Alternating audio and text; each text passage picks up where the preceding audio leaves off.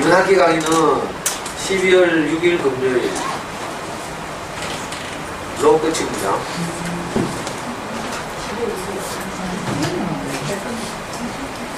방학 때도 계속하면 좋겠지만 방학 때 엄마들이 뭐 서점에 책 읽어도 애들 데리고 온다고 요즘 안 온 것 같은데 이번 방학 끝나면 내년에 볼 수 있을지도 몰라. 서점 언제 문 닫나 걱정되는데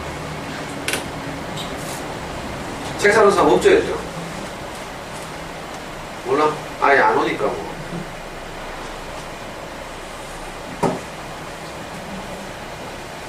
이거 뭐야, 에어컨 켜놨나? 히트예요. 이제, 이, 인터넷이 발달하고 엄마들의 마을마다 도서관도 많이 들어서 있고, 학교 도서관도 굉장히 개선되고, 옛날 학교 도서관은 집에서 안 읽는 책 갖다 주는 것이죠.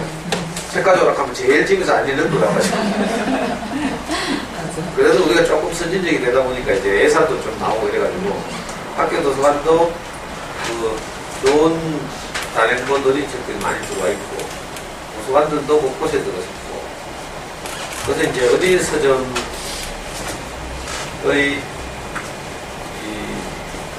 뭐랄까 존재 가치가 굉장히 많이 줄어들었죠. 또 인터넷 서점을 통해서 엄마들 이제 책을 보는 능력도 향상되고 검색도 쉽게 할 수 있고 그러니까 어린 서점이 저한테 된 것 같아요. 뭔가 전환을 해요. 전환.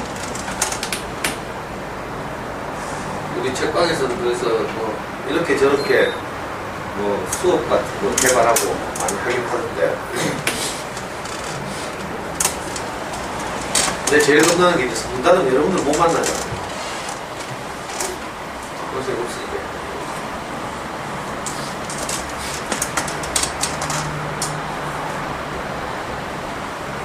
만약에 문 닫으면 어떡하지?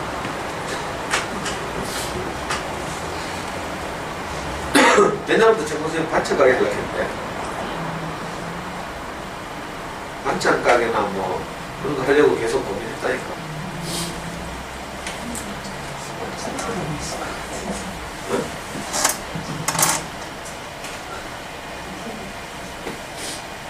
그래가지고 우리 늘 만약에 고생치 문 닫으면 어떻게 할까를 가지고 영희 엄마하고 맨날 모이면 커피숍에서 우리가 그러면 한 100층짜리 빌딩을 경매로 싸게 구해가지고 거기 뭐 3층에는 문화센터 비슷한 강의실 만들고 1층에는 커피숍, 2층에는 어린이 서점 뭐 이렇게 맨날 구상하고 그랬어요.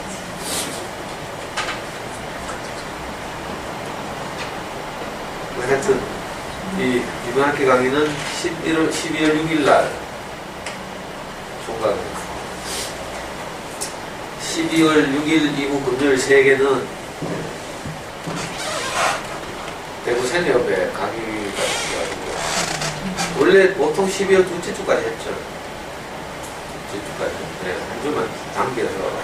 그리고 이 책 진도도 딱 맞네. 이게 뭐 이제 10개, 오늘 말고 두 챕터 더 남았는데, 그렇게 하면 딱 맞죠? 맞나? 한 주는 마무리하고 뭐 이러면.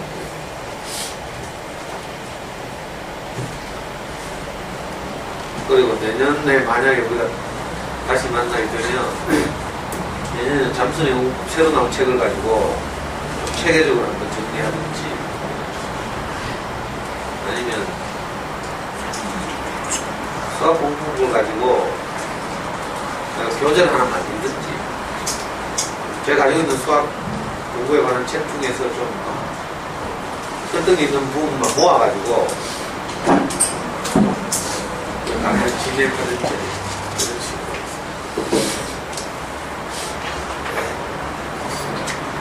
식으로 우리가 이제 행복하게 살려면 가장 중요한 것이 뭐냐면요, 관계죠. 이건 이제 우리 호세치 적어도 책방에 오시는 분들은 이 정도는 다 이제 하도 많이 듣기도 하고 또 살면서 경험도 하고 좀 아실 텐데, 이 기초 중에 기초죠.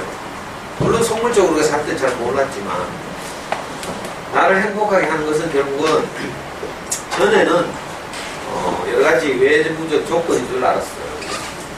예를 들면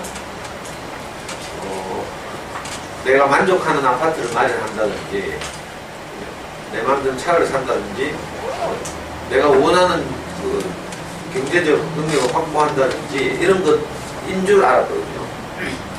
대부분 이런 것인 줄 알고 있어요, 지금도. 근데 이제 살아보면, 막상 살아보면 내 마음에 드는 그런 조건을 갖기도 어렵지만 그것이 행복인 줄 아는 한 늘 부족하죠. 왜냐하면 이 내 기준이라는 것이 계속 올라가요. 늘 말씀드렸지만 반에서 5등 하면 3등 안에 들고 싶고 3등 하면 1등 하고 싶고요. 1등 하면 정규권에서 확인하고 싶고 이런 이제 마음이 계속 드니까 물질적 조건이 의외로 살아보면 관념이죠, 관념. 내가 이 정도의 어떤 물질적 조건이 갖추어지면 내 인생이 행복할 것이다. 이건 생각이에요, 생각. 실제로 살아보면 그것 때문에 행복하기보다는 그건 좀 기쁘죠. 저도 지금 이사 가려고 준비하다 보니까 저녁마다 우리 마누라하고 싸워. 취향, 생각, 뭐 이게 다 다르거든. 나는 맨날 버리작하고 막. 우리 와이프는 그 꼬깃꼬깃 막, 우리 집에, 네, 말씀드렸죠. 우리 와이프가 앓고 있는 질병 중에 하나가 평면공포증이에요. 평면이 그냥 있는 걸 못 보는 거야. 그게 계속 뭘 쌓아놓는다니까. 왜? 수납할 공간이 없대. 근데 옛날 우리 살던 데 비하면 상해화성 폈거든 채집이라 가지고 수납할 때 널렸거든. 싱크대에도 뭐만 사람이 다 있고 이런데 그것도 우리가 뭐 대식구 사나? 지하고는 형 2개 사는데 맨날 뽀질했는데 그거 뭐 구역 집어넣어놓고 나니까 버리진 않고. 그 이제 이사 가야 되니까 이게 좀 버리고 가자. 그래가지고 저녁마다 보따리 싸거든요. 근데 자기는 1차 정리했대. 뭐 거실에서 땀을 흘리면서 정리해가 저녁에 산책 가면서 버리고 가고 뭐 이래요. 근데 내가 딱 가보면 하나도 안 버렸어. 또 어제도 내가 조사했잖아, 조사. 거실 서랍장 다 열어봐라 해가지고. 열어보니까 1차 정리한 거래. 1차 정리했는데 있잖아요. 뭐 옛날에 명익이 초등학교 때 수학여행 갔다 오면서 사온 뭐 등 끓는 거, 뭐 이상한 지팡이 뭐 이런 거 막. 그 이거 왜 이어 있는데 그러니까 명익이가 준 거니까 이거.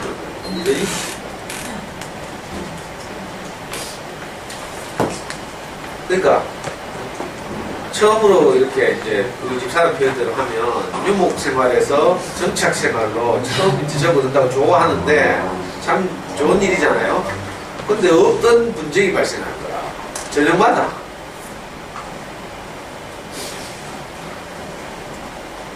물론 이제 이런 일들이 있으면 좀 즐겁기도 하고 그죠. 기쁘기도 하고 이렇죠. 내 마음대로 새 차를 샀다는 게 기분 좋잖아요. 근데 그건 기분 좋은 것이지 그게 행복은 아니에요. 그래서 행복은 이제 관계 속에서 발생하는 것이다 이 말씀을 드렸어요. 행복은 관계 안에 있다. 내 안에 있다 이렇게 생각하면 안 되고요. 이게 이제 말하기 조심스럽지만 불교와 기독교의 결정적 차이거든요. 부처님은 이제 내 안에 내 인생을 행복하게 하는 것이 내 안에 있다 이렇게 생각한 거죠. 그 인도 부분의 조그만 나라, 그 나라 이름 생각 안 나는데 거기 왕자로 태어났던 시다르타께서 자기는 이제 여러 가지 환경이 좋았어요. 왕자니까. 그런데 주변 사람들 보니까 생로병사에 늘 시달리고 인생이라는 것이 이상하단 말이에요. 그래서 이제 고민하기 시작한 보리수랑 가문 밑에서 고민하기 시작했어요. 그러다가 뭘 딱 깨달은 거죠. 이 우리 사람 안에 무엇이 있다, 무엇이 붓다가 있다 이렇게 깨달은 거죠.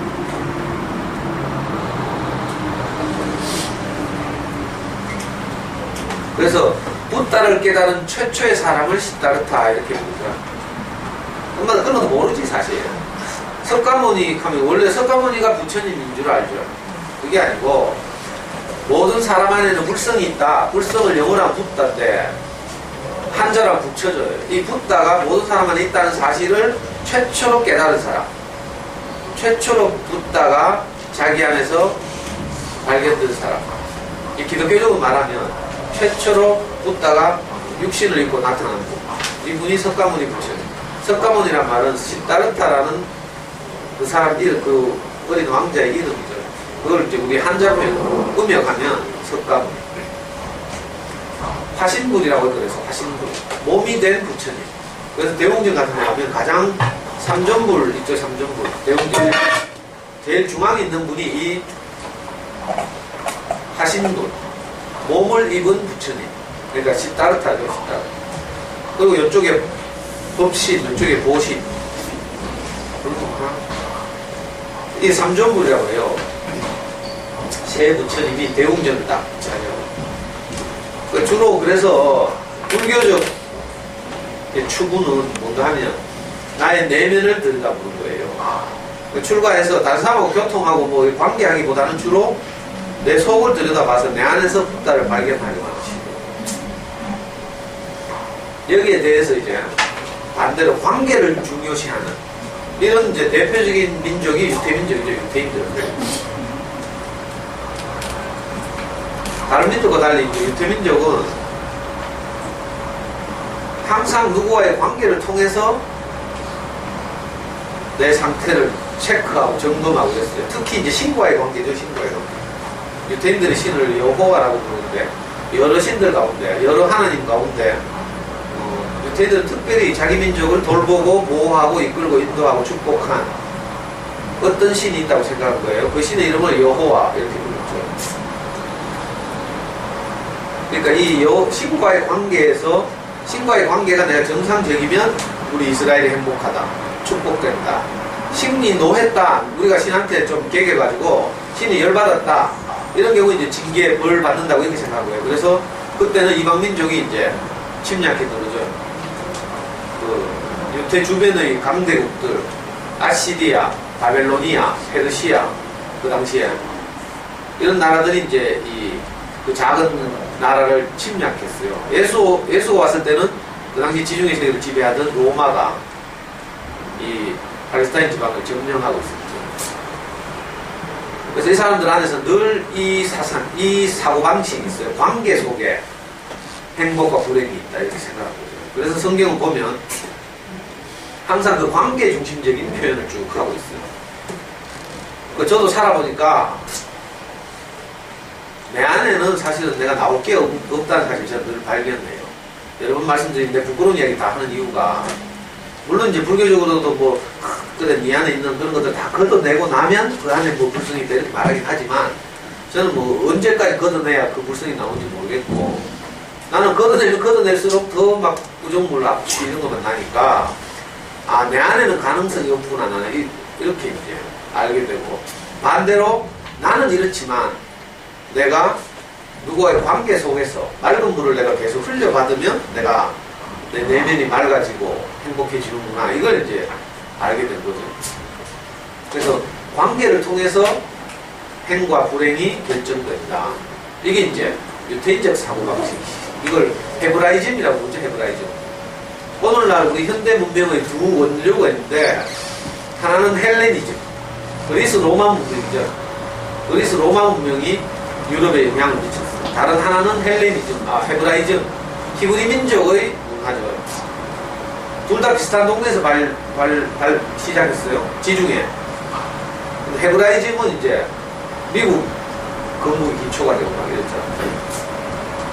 그 헬레니즘과 헤브라이즘이 지금 현대 우리가 이런저런 여러 가지 이제 그 영향을 받고 있는 두 가지 원리죠.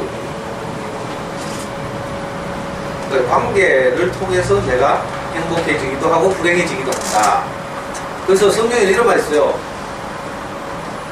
에덴 동산 중앙에 많은 나무들이 있는데 그 중에 선악을 알게 하는 나무가 있어. 이 나무는 절대로 먹지 말라 이렇게 말했죠. 선악을 알게 하는 나무. 먹으면 반드시 죽는다 이렇게 표현하고 있어요. 그 죽는다 하니까 우리가 생물학적으로 다이한다 이렇게 보통 이해하잖아요. 그게 아니고 죽는다는 말은 관계가 끊어져 이런 뜻이라고 했어요. 많이 들었죠? 그 위치를 벗어났다 이런 말이니까 관계는 이 위치를 벗어나면 끊어져요. 예를 들면 남편과 아내는 자기 위치에 있을 때 서로 참 소중한 관계인데 둘 중에 하나가 자기 위치를 벗어났어. 어떻게? 동창회 가는 거야. 거제도 해. 거제도 동창회 동영상 다 봤어. 거제도 어느 무슨 식당에서 초등학교 동창회 가다가 남녀 둘이 눈을 맞아고 옆 골목에 뭐 조그만 마티즈가 세워놓고 차 안에서 카섹스를 하다가 식당 종업원이 그 동영상을 찍었잖아. 그러니까 위치를 벗어난 거죠. 그 동영상 어디서 다운받나 뭐 이게 위치를 벗어난 거예요. 그죠? 위치를 벗어나니까 문제가 발생하는 거죠. 이런 경우를 보고 반드시 죽는다 이렇게 죽는다는 말은 그러니까 관계가 단절된다. 그 옛날에 고대 사회에서요 이 로마를 배경으로 한 미드 같은 걸 보면 이런 장면이 가끔 나오는데 귀족들이 활쏘기 놀이를 해. 양궁이죠, 양궁. 놀이를 하는데 런던 올림픽 보니까 이것도 강의했구나. 강의한테 말했죠. 런던 올림픽 보면 양궁 할 때 망원경을 옆에 갖다 놓고 감독 코치가 다 보잖아. 관역이 맞는지 안 맞는지. 2000년 전에 로마 귀족들이 활쏘기를 하는데 망원경이 있어 없어? 없잖아요. 그러니까 관역 부근에 종이 딱 안전지대에 딱 있다가 귀족이 활을 딱 쏘잖아요. 그래서 관역에 딱 명중하면 파란 깃발을 딱 드는 거야. 그러면서 뭐라고 했죠? 명중했습니다 하고 외치겠죠. 그런데 활이 관역을 벗어났어. 이럴 때 빨간 깃발을 들면서 하마르티아라고 외쳤대. 하마르티아. 이 말이 무슨 말이에요? 관역에서 빗나갔습니다. 위치를 벗어났습니다. 이런 뜻이에요. 이 하마르티아가 우리말로 죄라고 번역됐어요. 성경을 번역하면서 죄라고 번역. 그러니까 우리는 죄악하면 막 술 마시고 뭐 이런 건 줄 알죠? 그건 성경에서 말하고 은밀한 의미의 죄라기보다는요. 위치를 벗어나서 파생되는 여러 가지 잘못들 이걸 보고 이제 술 마시고 뭐 담배 피우고 뭐 이런 것들을 이제 기독교에서 좀 불경하게 생각하는 거죠. 그런 거 이제 죄들 이렇게 표현하고 원래 죄라는 말은 하마르티아 관역에서 벗어났다. 위치에서 빗나갔다. 관계가 깨졌다 이 말이죠. 옛날에 여러분들은 그런 경우도 있겠는데 저 때만 해도 라디오를 트랜지스터로 들었거든요. 요만한 박스에 스피커 하나 달려가지고 뭐 이렇게 라디오 듣고 막 이랬어요. 근데 이게 옛날에는 기술이 이렇게 낙후되고 이랬으니까 어떤 애 지직거리고 막 잘 안 잡혀. 주파수 막 돌리고 이런데도 그래가지고 잘 안 잡힐 때 뭐라 해요? 죽었다 이 말이죠. 소리가 죽었다. 선이 끊어졌다 이 말이거든. 그리고 어떤 경우는 발로 그 통을 라디오 통이나 하나 팍 차거나 때리면 다시 소리가 납니다. 접촉 불량이다. 이런 경우에 소리가 죽었다, 라디오 죽었다 이렇게 시계 안 가려고 뭐라 해요? 시계 죽었다 이렇게 하죠. 이 건전지 배터리가 다 돼가지고 더 이상 힘을 발휘하지 못하는 상태다 이런 뜻이죠. 그러니까 죽는다는 말을 그냥 한 의미로만 받아들이면 안 돼요. 관계가 끊어진 것을 보고 죽었다. 요즘 말하면 내가 엄마들 말은 뭐라 해야 되나? 우리 교회 말로는 사망에 빠졌다 이렇게 하거든요. 내가 어두워졌다. 캄캄하다. 근데 엄마들은 뭐라 하지 이런 경우는? 보통 살림 사는 엄마들은 뭐 집에서 혼자 막 이런 그런 거 없나? 그런 표현 없어. 그것도 모르고 살아. 내가 지금 죽은지 사는지도 모르고. 그러니까 그 바울이라는 그 예수의 위대한 제자의 표현에 따르면 살았다고 하는 이름은 가졌지만 실상은 죽었다 이런 말입니다. 그러니까 생물학적으로 지금 살아있죠 다. 그러나 내가 행복에 관해서는 죽어 있을 수도 있죠. 여기 오신 분은 대부분 밝아요 지금 보니까. 그 다행인데 이제 나가보면요 사람들 얼굴이나 표정을 보면 걸어 다니니까 살아있지만 행복에 관해서는 죽어 있는 이런 분들이 많이 있어요. 이게 관계가 끊어지면 그렇죠. 예를 들면 자식이 부모의 관계가 끊어지면 부모 앞에 있어야 자식인데 맨날 부모 뒤로 가서 숨어가지고 뭐 딴짓하고 뭐 이러죠. 그 위치를 벗어난 거라. 내가 내 인생 내가 알아서 살게요. 중학교 1학년 때까지. 그렇게 하고 나서 이제 지 알아서 사는 게 뭐예요? 몰래 PC방 가고. 일단은 내 알아서 살게요. 이게 위치를 이탈한 것이고, 위치를 이탈하기 때문에 PC방 가고 담배 피우고 뭐 이런 건 파생되는 여러 가지 부차적인 잘못들이죠. 이걸 보고 이제 종교적으로는 가톨릭에서 어떻게 가르치는가 하면 원죄와 파생된 범죄, 자범죄 이렇게. 영어로는 신, 원죄죠. 원죄, 신. 그리고 신의 복수, 신스를 자범죄. 위치를 벗어나기 때문에 일어나는 많은 이런저런 잘못들. 남편과 아내도요. 한번 위치를 딱 벗어나면 그게 이제 근본적인 문제죠. 위치를 벗어나면 어떻게 해? 거짓말도 하고 귀가 시간도 늦고 바람도 피우고 뭐 여러 가지를 하는 거야. 먼저 위치를 벗어나는 건 이게 이제 본질적인 문제죠. 그러니까 행복은 그러니까 상호 간의 위치 문제예요. 그래서 관계를 돈독하게 한다면 관계가 정상적이 된다 이런 말입니다. 사람은 사회적 동물이라서 내가 관계 없이 살 수 없죠. 관계 없이 사는 사람들은 은둔형 외톨이 이렇게 김씨표류기로. 여러분 영화 중에 캐스트웨이 봤죠? 책에도 소개하는데 우리 교과서에 여기 소개하죠. 캐스트웨이 봤어? 본 사람? 두 명? 이런 영화를 가 뭘 본단 말이고 도대체. 오로라 공주 뭐 오로라 공주 작가가 돈을 엄청 벌었다는데 우리 와이프에 따르면 내가 하도 오로라 공주 뭐라 하니까 너무 잘 만들다 시나리오 작가가 돈을 엄청 벌었대. 그리고 신문기사에 보니까 뭐 25회를 계속 더 한다는 뭐 할까를 검토하고 있다. 맨날 질질. 아유 그런 거 보면서 맨날 연속 대사 보면서 내 막 정신병거려. 근데 이 캐스트웨이 같은 영화를 안 봐. 네이버 평점은 9.3. 네이버 평점이요 8.5 이상 되면 인간은 다 봐야 돼.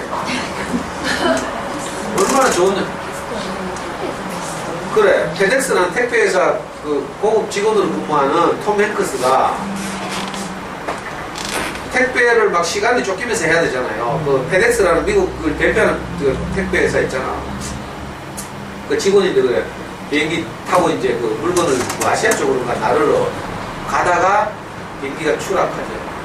그래가지고 이제 어느 조그만 무인도에 널쳐가지고 거기서 이제 생존하는, 살아가는 이런 영화인데 거기 보면 캐스트웨이에서 톰 행크스가 사실은 4년 동안 그 무인도에서 버티다가 구조되거든. 아무것도 없는 상태에서 살아남는 유일한 이유가 있어요. 4년 동안 혼자 못 산다니까요.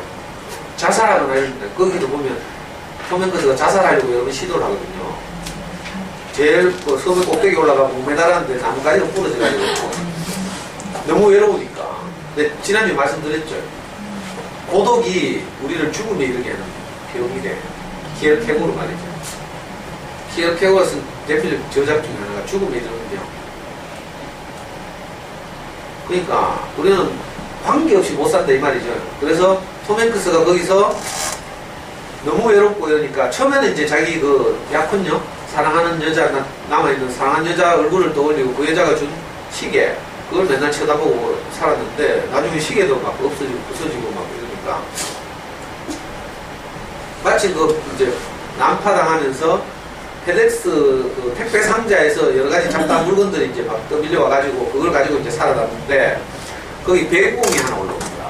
배구공이 누구 뭐 선물인가 봐 할아버지가 뭐 손주한테 준 선물인지 배구공이 동동동동 내려왔다니까. 그러니까 배구공을 그 파인애플 껍데기 위에 딱 얹어놓고 그러면 배구공 쳐다보는 배구공. 나중에 손가락에 상처가 나 피가 나니까 요 피를 가지고 내 피를 혈서 쓰듯이 야가 톰 행크스가 배구공에다가 요래 눈 그리고 코 그리고 입 그려가지고 얘한테 이름을 붙이잖아요. 윌슨이요. 배구공 이름 윌슨이요. 그 윌슨하고 계속 대화하는 거예요. 그러면서 살아남는 거예요. 그러니까 관계가 없이는 살 수 없는 것이 사람이라는 거죠. 대부분 엄마들 막 불행할 때 보면 뭐 때문에요? 관계가 안 돼요. 저한테 전화하는 건 다 관계가 안 돼서 그래요. 애하고 관계가 안 되는지 남편하고 관계가 안 되는지 뭐 시어머니 미워 죽겠다든지 아니면 네가 직접 밉다든지 뭐. 저 밉다고 전화 온 사람 많다니까. 네가 내한테 그럴 수 있나 이런 식이지. 내하고 친해지고 나니까 이제 물에서 건져주니까 보따리 내놓으라 진짜. 네가 강의하면서 우리의 이야기를 써먹을 수 있나 봐. 이런 거 가지고 뭐 내한테 막 쌍욕을 하면서. 제가 아기를 가지고 쓰는 경우는 한 번도 없죠. 다 구체적이고 살아있는 좀 예를 들고 싶어서 내가 경험한 내하고 친한 사람들의 예를 드는데 그 어떤 말은 막 그래가지고 막 진짜 한 30분 동안 전화로 내한테 막 욕을 하더라. 그리고 내하고 빠이빠이 하고 떠나갔어요. 이 잠수는 아닌 건데 지금도 생각나요. 지금도 어느 학교에서 고등학교 국어 선생하고 있을 거예요. 안타깝죠. 그 하여튼 딴 데로 세면 안 되니까 관계가 우리 인생을 행복하기도 하고 불행하기도 한다는 거예요. 여기도 보니까 이런 유방암이나 뭐 백혈병이나 이런 어떤 대학의 연구인데 이게 심장감이나 이런 환자들 대상으로 해서 치료를 하는데 그냥 약물 치료만 하는 것하고 일주일에 한 번씩 다른 환자들과 만나서 이렇게 레크레이션하고 이렇게 하는 치료를 병행하는 경우하고 나중에 그 임상 후 결과를 보니까 다른 사람과의 관계를 맺고 이랬던 사람들이 훨씬 더 2배 이상 치료 효과가 좋았다는 말도 있어요. 이건 뭐 다 아는 이야기죠. 그러니까 관계가 진짜 중요하다. 내 인생에서 사람과 사람이 행복하려면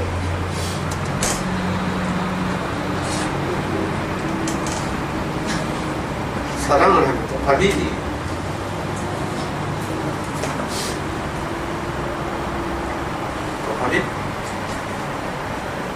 맞나? 지난주 제가 뭐라 했어요? 행복, 기쁨 이런 느낌을 받으면 우리 몸에서 엔돌핀이 생산이 되죠. 그런데 우리가 이제 어떤 사람 인생 이야기를 듣거나 하면서 감동을 받으면 엔돌핀보다 약 4,000배 정도의 더 암세포를 죽이는 능력이나 이런 점이 4,000배나 더 높은 다이돌핀이 생깁니다. 그러니까 감동을 많이 받아야 돼요. 그래서 제가 맨날 문자라 난 감동을 많이 받아요. 그러면 건강이 억수로 좋아진다니까 실제로.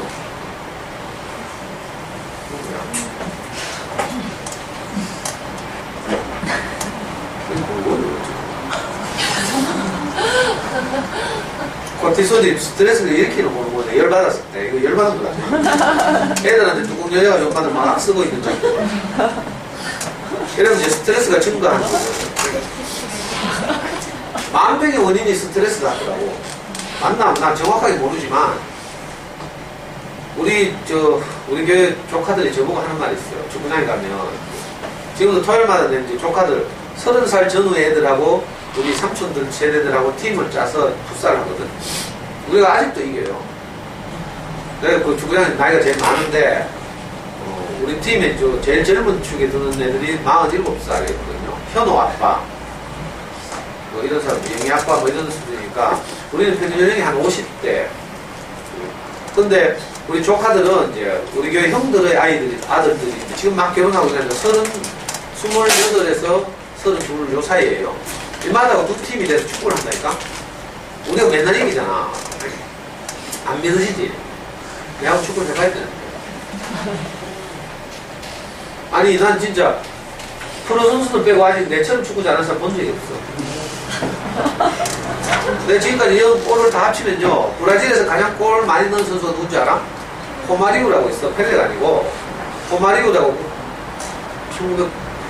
1990년대 브라질 국가대표가 호마리우라는 친구가 있는데, 이 친구는 자기가 넣은 기록된 골수가 2,000골이거든요. 2,000골에서 3,000골 차이인데. 그래서 내가 계산해 봤잖아. 내 축구 경력에다가 일주일에 몇 골씩 넣는가를 다 계산해가 곱하기 20년 해보니까 난 한 3,000골 넘어. 왜 이야기 보지? 안 믿어지지? 네, 그래. 서준이 그래. 서준이 이번에 뭐 어린이 무슨 축구 교실 해가지고 MVP 받았다고 막 카스에 올렸는데 서준이 몇 학년이지? 그래, 축구장에 가면 우리 조카들이 내한테 그런 얘기 해. 삼촌은 왜 안 넣는가 했더니 스트레스가 없었는데. 왜 스트레스 없는가 하면 삼촌은 맨날 놀잖아. 나도 이렇게 내 놀린다. 삼촌은 직장 안 다니고 맨날 노니까 스트레스 받을 일이 없잖아. 그러니까 아직도 축구계에서 은퇴 안 하고 지금 이렇게. 그리고 또 축구장에 가서 지성진대로 욕 다 하고 막 도와주고. 그러니까 병 생길 일이 없다는 거야. 대부분 이건 내면화 시키는 내면화. 참고. 그죠? 이러다가 그게 증가해가지고 나중에 병 난다니까. 우리 와이프가 옛날에 자궁 내막증, 그렇죠. 자궁에 물혹이 생겨가지고 수술을 하러 영대병원 입원했는데 우리 목사님하고 누나도, 교회 누나들이 문병 와가지고 다 내복하더라고. 대부이다. 그러니까 할 말이 없대. 내가 같이 살면서 받은 스트레스가 이제 물혹이 된 거지. 그러니까 3번 수술했어. 그때 젊어가지고 그냥 그 물혹만 이렇게 우선 적출하는 거죠.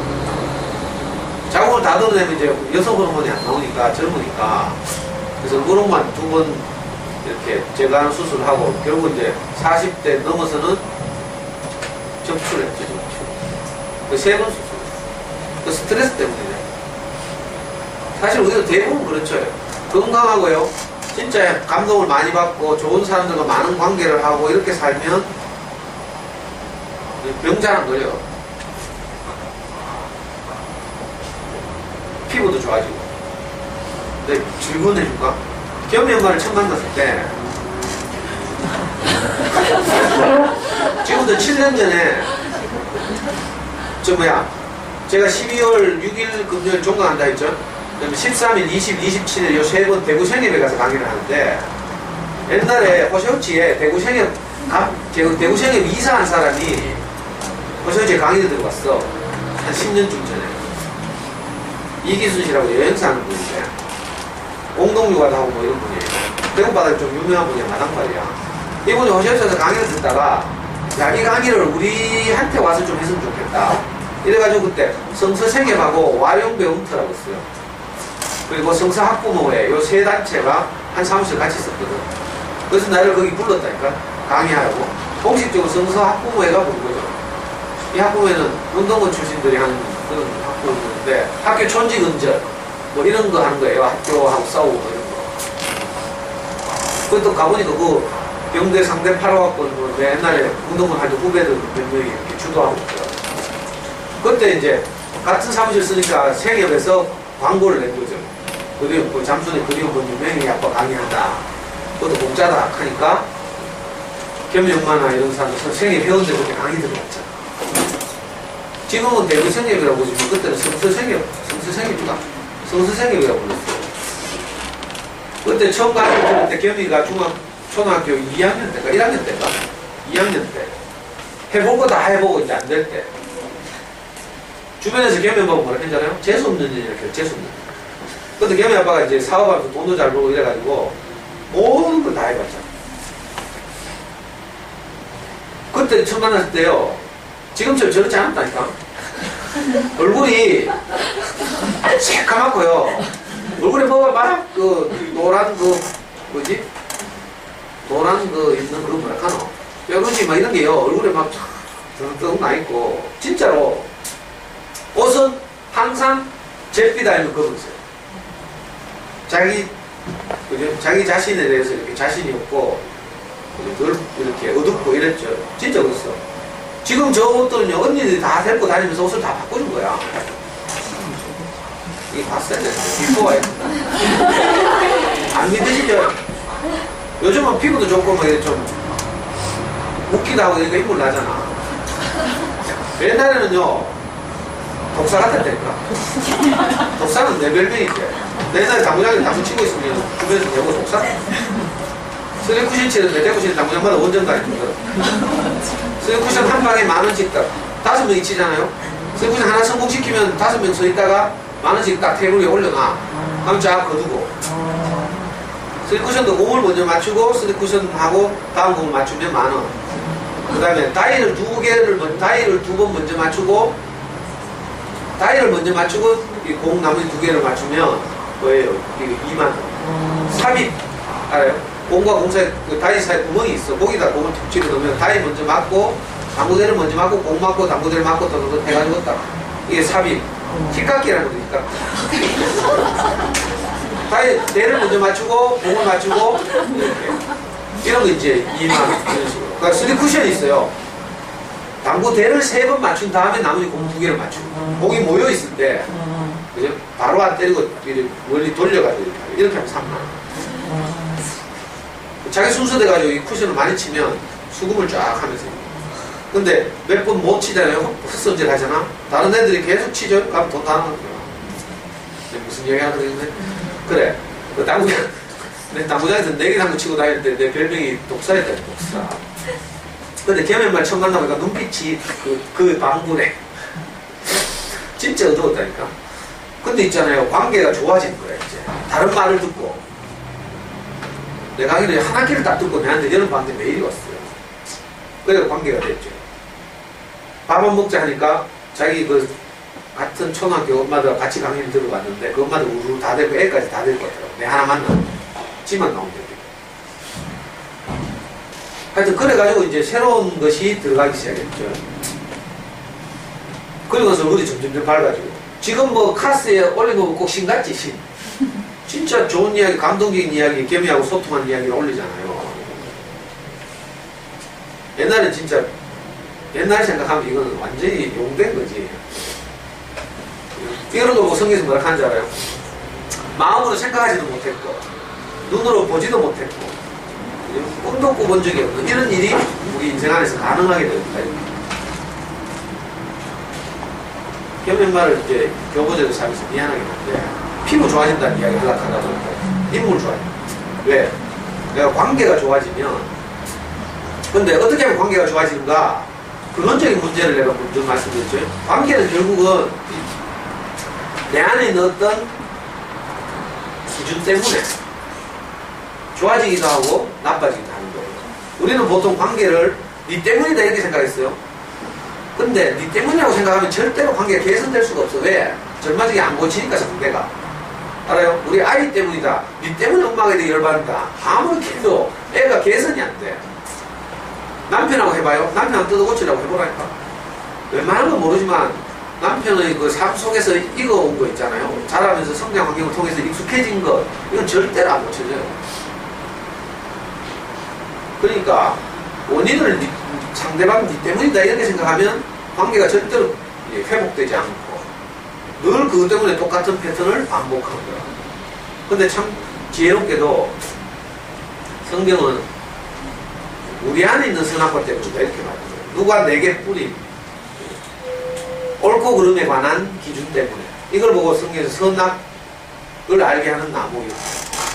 지금 종교 안에서는 그냥 일반적으로 선악과 이렇게 말하고 많은데 정확하게 표현하면요. 난리죠. 구대 내밀 영어 성경권 선과 악에 관한 지식 이죠. 우리가 살면서 나도 모르는 사이에 옳고 그름에 관한 지식이 내게 쌓여요. 그래서 이게 내 필터를 형성하고 있죠. 여러분들 지금 강의를 들으면서도 지금까지 살면서 형성된 필터를 가지고 제 강의를 판단하고 있어요. 판단하지 마라 해도 저절로 이게 오토매틱으로 판단하면서 내가 어떤 것을 흡수하고 어떤 걸 버리고 이렇게 계속 이 작업을 자동적으로 하고 있죠. 근데 이제 제 강의를 계속 듣다 보면 이 필터가 교체되거나 부서지는 거죠. 그래서 계속 오라고. 계속 오다 보면 내 스스로는 이 필터를 교체하거나 부술 수가 없어요. 수십 년 동안 살면서 장착된 것이기 때문에. 자, 이 옳고 그름에 관한 지식을 가지고 내가 아이를 대하고, 남편을 대하고, 이웃을 대하고, 시댁을 대하고, 이렇게 하는 거예요. 그러니까, 이걸 아까 우리 심리학, 이 긍정심리학 할 때 두 번째 시간에 프레임이라고 배웠죠. 틀. 이게 자기만의 틀이라고 할 수 있죠. 심리학적으로 말하면. 그러니까, 내 틀을 가지고 상대를 항상 보는 거예요. 근데 내 기준이 안 맞으면 저건 인간도 아니야. 사람은 저러면 안 돼. 이렇게. 그래서 관계가 이제 악화되는 거예요. 이게 지혜죠. 그러니까 관계가 돈독히 되면 우리 인생이 행복한데 왜 그러면 그렇게도 관계가 돈독히 안 되는가? 에 대해서 고민해야 되죠. 우리보다 먼저 수천 전부터 사람들이 고민을 했는데 이 사람들의 통찰을 뭔가 하면 아, 우리 안에 옳고 그름을 가리는 예? 나무 열매가 있었습니다. 왜 나무 열매라고 비유했는가를 여러 번 말씀드렸어요. 고대 사회에서는 수렴이나 채집 등을 통해서 먹고 살았으니까 선악을 나무 열매 하면 무슨 말인지 다 알죠. 어떤 먹고 사는 양식이라는 뜻이에요. 생협 이야기를 했지만 생협에서는 먹거리가 중요하다 이렇게 생각하는 사람들이 모인 단체죠. 그래서 유전자 조작식품 안 먹고 화학조미료 뭐라 하더라? G 뭐? MSG요. MSG. 화학조미료 첨가 안 한 것 이런 걸 찾죠. 유기농 이런 거 찾잖아요. 왜 그래요? 그런 음식이 들어가면 우리 몸을 해친다, 상하게 한다. 자, 이런 생각, 지식이 있어서 그렇죠.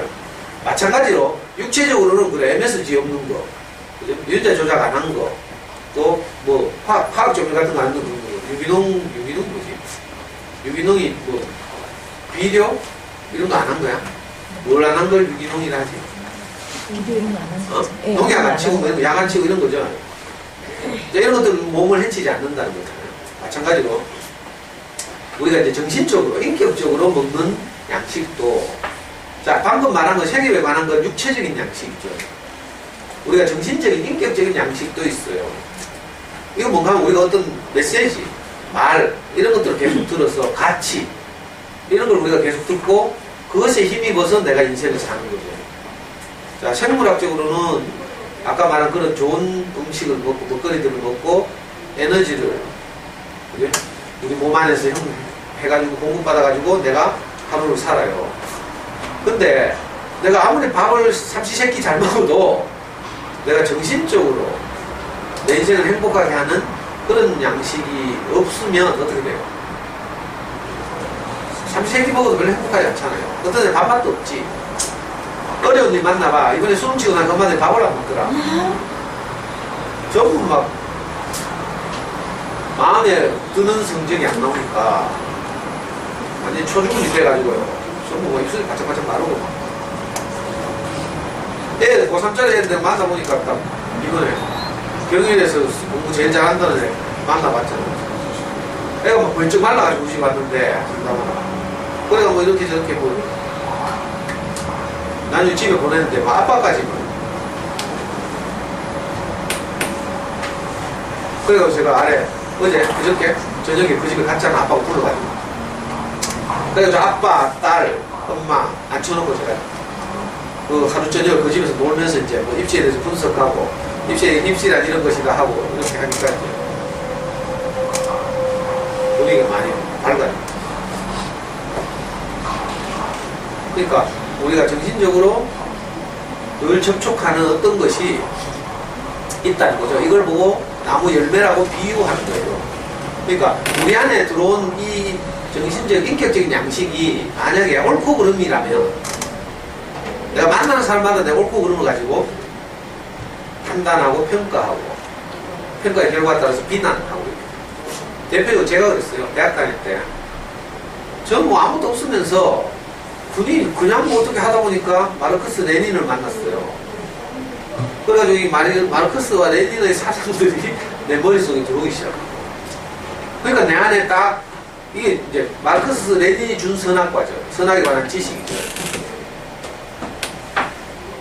이게 쭉 돌아서 내 필터를 딱 형성한 거예요. 좋은 말로 하면 내 프레임이고요.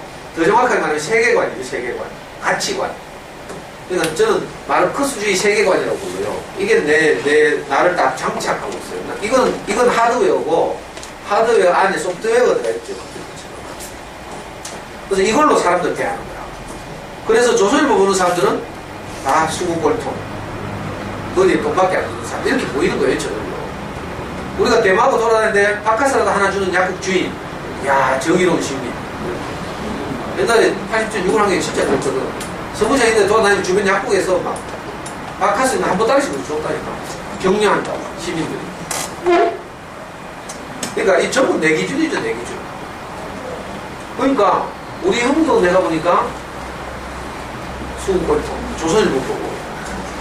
그러니까 이제 내 기준이 있으면요, 멀쩡하던 형도 수구꼴통, 답답해 죽겠다 이렇게 보이는 거예요. 내 기준 때문이지. 우리 형이 무슨 잘못이 있어. 그냥 우리 형 그 당시에 카톨릭에서 렌즈를 팔 텐데 레전드도 병원에 갇혀가지고 뭐 아무것도 몰라. 시국 돌아가는 것도 모르고. 뭐 우리 형 잘못이 아니죠.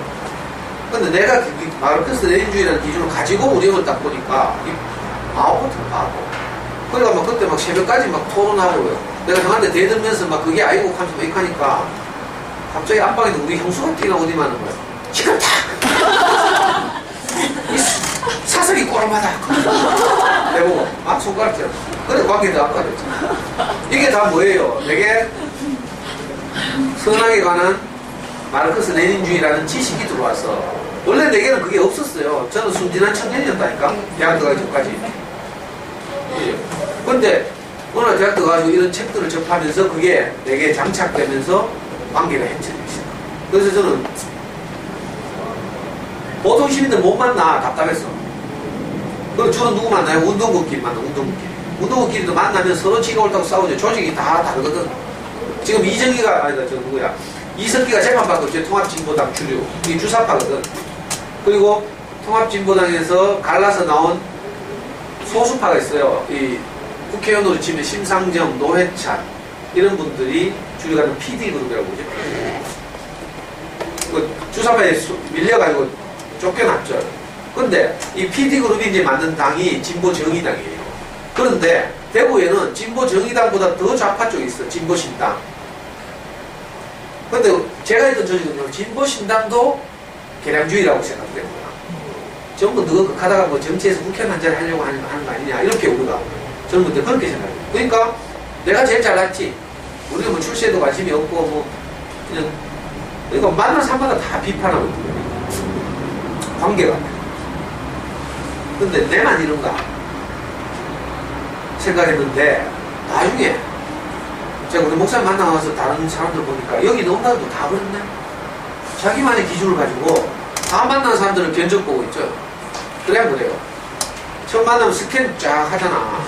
눈 찌릭 쏘면서 위에서부터 아래까지 쫙 신발부터 뭐 아까 뭐랬지? 색깔이 뭐 깔맞춤 그래 뭐 견적을 쫙 우리 사람 만날 때 이렇게 견적을 마치 소머지가 막 눈 쫙 쌓아가지고 사람들 쫙 무기 뭐 스캔하듯이 견적을 쫙 내줘요. 그 내 기준으로 가지고 견적을 내고 평가하고 판단하고 남이니까 그냥 지나가지. 만약에 이게 우리 애가 우리 남편 같아서 분명히 뭐 말할 거야. 나는 안 돼. 이런 식으로. 그게 관계를 깨는 거예요. 그러니까 핵심은 뭔가 하면 이 관계를 해치는 핵심을 알면 이제 우리가 관계를 돈독하게 할 수 있죠. 이 관계를 해치는 핵심이 옳고 그름이라는 나만의 틀. 옳고 그름한 지식. 이게 성경에서 선악과라고 하죠. 선악과. 이건 지난주에 말씀드린 거예요. 그러니까 내 안에 옳고 그름이라는 이 가치가 딱 들어와서 장착돼 있죠. 그러니까 세상 사람들은 다요. 자기만의 옳고 그름이 있어요. 이게 자기 정체성이죠, 사실. 정체성 없이는 못 사니까. 근데 문제는 그 내 정체성을 가지고 내가 사회관계를 잘하고 행복하게 잘 살면 그렇게 사시면 되고, 잘 안 되잖아요. 잘 안 되는 분은 이제 제 이야기를 잘 들으면 되죠. 저는 해보니까 내 안에 있는 이 기준 때문에 우리 와이프하고 맨날 부부싸움했어요. 근데 나중에 이제 제재 스승을 만나 들어보니까 이렇게 하더라고. 마르크스는 남의 피를 요구했대. 그렇죠? 마르크스 제가 했던 그 사회주의 혁명 노선은 뭔가 하면요, 프롤레타리아트 계급이 자본가 계급을 타도하고 노동자 중심의 권력, 정치 이런 걸 하는 거라. 이게 프롤레타리아트 혁명이죠. 저는 스스로 어릴 때부터 노동자 계급이었다고 생각합니다. 우리 엄마도 노동자 출신이고 이래가지고 그 혁명주의 노선에 쉽게 빠지는 겁니다. 그러니까 상대를 죽여야 돼. 상대 피를 봐야 되죠. 이게 마르크스주의 혁명 노선. 자, 여러분들 집에 들어가 봅시다. 여러분들 집에서 애를 대할 때는 남편을 대할 때, 자, 내 피를 봐야 돼. 상대방 피를 보려고 해. 좀 상대방 피를 보려고 하죠. 여러분들은 다 마르크스주의자예요. 무슨 말인지 알겠어요? 내 피를 흘리려고 하지 않고 항상 상대방의 피를 보려고 하는 거죠. 우린 다 그렇게 살았어요. 근데 내가 깜짝 놀랐잖아. 근데 세상에서 유일하게 상대방의 피를 요구하지 않고 자기 피를 흘린 분이 있대. 이게 예수라는 거예요. 그래가지고 내가 무슨 말인지 딱 알게 됐어. 그리고 우리 목사님이 항상 자기 피를 흘린다. 이 새끼 네가 왜 그래 살아가지고 마누라 도망가게 하고 이렇게 말하지 않고 자기 기준을 내려놓는 거죠. 이게 자기가 죽는 거잖아요. 네가 어쩔 수 없어서 그렇게 살았거든. 저한테 우리 와이프한테 그렇게 말했다 했죠. 상도가 어쩔 수 없어서 그렇게 살았을 것이다. 내가 상도의 아버지가 될 테니까 한 번만 더 기회를 줘봐. 이렇게 말했대요. 자, 이 말은 무슨 말인가 하면 자기 피를 내놓은 거예요. 자기 피를 흘린 거예요. 우리 생명이, 우리 생각이 우리 생명이에요, 사실. 육체의 생명은 따로 있고, 내 속 생명은 뭔가 하면 주로 내 생각이에요. 내 생각이 옳으면 절대로 양보 못하죠. 시어머니하고 싸울 때 여러분들 왜 싸워요? 내 생각이 옳으니까. 동수들하고 왜 싸워요? 10만원씩 내야지. 왜 우리만 자꾸 15만원 내라? 이거잖아. 너가 좀 잘 살아서 그렇다 해도 아무 생각에도 공평해야지. 이놈이 내 생각 때문에 관계가 나빠요. 이것만 잘 알아도 사람 사는 굉장히 쉬워져요. 아, 문제의 원인이 내게 있구나. 내 피를 흘리면 되는구나. 내 생각이 꼭 옳은 것만 아닐 수도 있구나. 그러니까 이걸 이제 삶에서 쉽게 적용하려면 제가 지난주에 말씀드린 것처럼 내가 가장 절박했을 때를 생각하라고 했어요. 예수의 죽음 뭐 이런 거 모르니까 여러분들이 내 가장 절박했던 시절 이걸 꼭 기억하는 거라. 내 가장 가난했던 시절 그때를 딱 생각하고 그걸 기준으로 딱 삼는 거예요. 그러면 웬만한 거 다 지나가죠. 그래서 제가 지난주에 말씀드린 것처럼 우리 집은 항상 우리 명의가 4살 때 이때가 우리 인생의 기점이에요. 그러니까 그날 이후로 일어난 일은 다 우리를 행복하게 하는 거지. 안 그래요? 그날보다 더 나쁠 일 없거든. 이게 지혜예요, 지혜. 이게 내 안에 있는 선악과가 해체되는 길이죠. 우리 안에 있는 선악과만 해체되면 아, 그럴 수도 있겠다 이렇게 되는 거야. 내 그 기준이 있으면 왜 사람이 그래? 네가 학교 다니는 애가 이럴 수 있어? 이렇게 생각해. 둘이 키우면서 엄마들이 큰애 보고 네가 오빠가 돼가지고 이런 기준이 있죠. 그러니까 내가 엄마를 만나보니까 집에 둘 키우는 집마다 다 이 문제다. 첫째를 막 들들들 볶아갖고 죽인다. 못 살게. 엄마도 둘째는 안 나갔고 첫째는 막 어른 같죠. 이 엄마들 안에 있는 기준이 기준. 둘째를 상대로 해서 비교를 하니까. 이 기준 때문에 문제가 계속 발생을 합니다. 근데 그럴 때마다 내가 가장 어려웠던 시절을 생각합니다. 그때부터 다시 출발하면 물론 근원적으로 이제 그 십자가라는 것인데 이건 좀 어려운 문제니까 심화반에서 이렇게 들으면 되고 그냥 우리가 현실에 살면서 적용할 때는 이렇게 있죠. 내 인생의 가장 절망적인 때 이때가 내 인생의 기점이다 이렇게 생각하겠죠. 나는 난데 하고 지금 잘 나가는 나를 출발로 삼으면 어떻게 돼요? 다른 사람들이 다 내보다 못하게 보이죠. 그래서 손대기 시작합니다. 그럼 관계가 깨지죠. 관계가 깨지면 결국은 내가 불행해져. 해보니까 관계가 좋으니까 아무 걱정이 없어.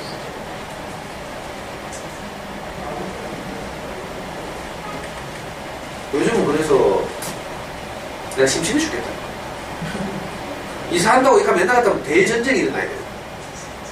옛날에 저는요 3박 4일짜리 교회에서 가는 여름 캠프를 가는데도 한 달 전부터 내가 체크리스트를 프린트해가지고 벽에 붙여놓고 그 식사 준비류 텐트 치고 이런 데 필요한 것들 그 다음에 뭐 다른 것 물놀이 기구들 뭐 이런 식으로 다 분류해가지고 거기다 체크 칸을 만들어 놓는다니까. 제 성격이 그래요. 한 달 전부터 이제 패킹되면 체크하는 거야. 보따리 딱딱 들어가면. 그럼 한 달 전부터 보따리 들어가면 살림고기 사. 그런데 나는 우리 마누라한테 맨날 그거 제대로 패킹 안 한다고 맨날 뭐라고 이렇게 살았거든. 3박 4일 가는데 여행만 갔다 가면 싸운 거예요.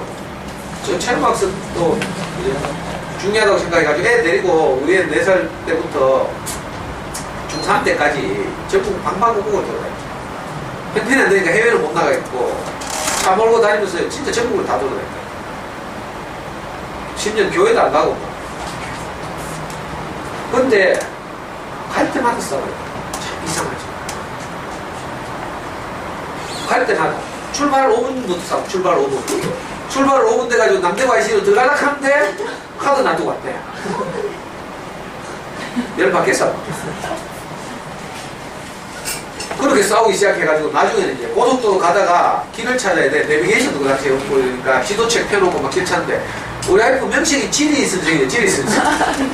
자기가 여행이 좋고 뭐 지리가 좋아서 영문과를 안 가고 지리과, 영어교육과를 안 가고 지리교육 공부야. 부전공을 영어를 하고 주전공이 지리교육. 아니 명식이 지리교육이라는 게 지도를 못 봐. 나는 운전하는데 어떻게 봐. 내 지도 좀 봐. 길 좀 찾자 그러면 또 막 모르겠다 하고 엉뚱한 소리 하고 막 듣는데 또 헛패 디비고 있잖아. 그런데 어떻게 고속도로 빼가지고 길가에 갓길에 세우고 지도 봐야 되잖아. 그걸 갓길로 차 빼다가 막 뒤질 뻔도 하고 뒤에서 막 있잖아요. 키로수를 알 수 없는 속도로 차도 막 달려오는 거야. 백미터로. 근데 여기서 안 빠져나가면 못 빠져나가는데 그 차를 꺾잖아요. 진짜 위험한 순간이야. 그냥 우리 와이프는 속으로 니하고 다시는 여행 안 온다. 늘 그렇게 결심하고 이걸요 10년을 봤거든. 10년. 나중에 지나고 나서 보니까 철들고 나서 보니까 내가 그런 사람인 거예요. 항상 내 안에 어떤 것이 있어서 만호가 지도를 보기 어려워하잖아. 그럼 뭐라 해야지 그죠? 이게 합리적인데 그 인정하고 상대를 그리고 내가 차 세우고 지도를 보고 판단해서 찾아가야 되는데 행복하자고 가는 게 여행인데 가족 여행이라는 게 이상하게 가는 과정에서 이런 문제들이 늘 불거지는 거야. 그때는 몰랐어요. 우리 와이프가 멍청해서 그렇다. 니 그래가 어떻게 국립사범대학 나왔는데 늘 이렇게 생각했거든. 아니 나라도 무심하시지. 내같이 똑똑한 사람은 직업이 없게 하고 니같이 멍청한 사람을 교사 자격증 줘가지고 근데 늘 이렇게 생각했어요. 근데 지나고 나서 보니까 그게 아니라 내게 늘 내가 그런 사람인 거예요. 내가 누구하고도 화목하지 못하면서 상대방을 인정하지 못하면서 근데 내가 진짜 저는 골 때리죠.